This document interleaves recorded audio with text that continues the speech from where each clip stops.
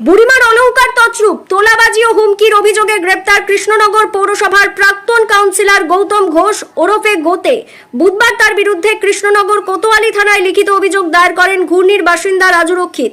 অভিযোগের ভিত্তিতে তাকে আটক করে জিজ্ঞাসাবাদ করা হয়, পরে তাকে গ্রেপ্তার করে পুলিশ। বৃহস্পতিবার তাকে কৃষ্ণনগর জেলা আদালতে পেশ করা হয়েছে।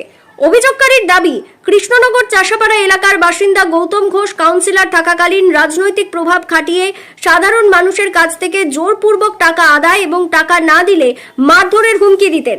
এমনকি বিভিন্ন মানুষকে বাড়িঘর পাইয়ে দেওয়ার নাম করে টাকা নিয়ে তছরূপ করার অভিযোগও করেছেন অভিযোগকারী। এছাড়াও চাষাপাড়ার বুড়িমা বারোয়ারি কমিটির সম্পাদক থাকাকালীন প্রচুর অলংকার ও টাকা পয়সা তছরূপের অভিযোগও উঠেছে তার বিরুদ্ধে। অভিযোগকারীর দাবি, বিভিন্ন সময়ে প্রতিবাদ করলে রাজনৈতিক প্রভাব খাটিয়ে হুমকি দেওয়া হতো, এমনকি প্রাণনাশের হুমকিও দেওয়া হয়েছে বলে অভিযোগ। রাজ্যে পালাবদলের পর অভিযোগের ভিত্তিতে পুলিশ তাকে গ্রেপ্তার করে তদন্ত শুরু করেছে। ব্যুরো রিপোর্ট, জি নিউজ বাংলা। বলতে পারবো না, এখনো জানি না। কিছু শোনা যাচ্ছে, আপনি কিছু তছরূপের তোলাবাজি এগুলো শোনা যাচ্ছে, সেগুলো যারা বলেছে তারা বলতে পারবে, আমি তো বলিনি। তাহলে কি চক্রান্ত মনে করছেন? অবশ্যই। কাদের বিরুদ্ধে মনে করছেন চক্রান্ত? হ্যাঁ, সময় বলবো। ইচ্ছাকৃতভাবে কি আপনাকে ফাঁসানোর চেষ্টা করছে? 100%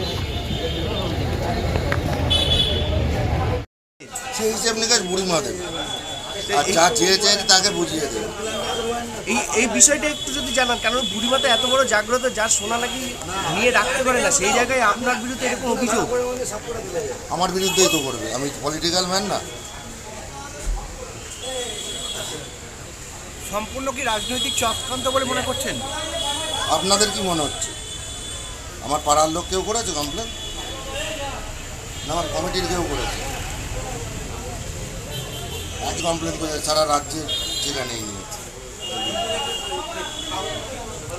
কারোর আক্রোশ থেকে? আপনার কি মনে হচ্ছে? মানে কারোর আক্রোশ ছিল সেই হিসেবে আপনার কি কি মনে হচ্ছে?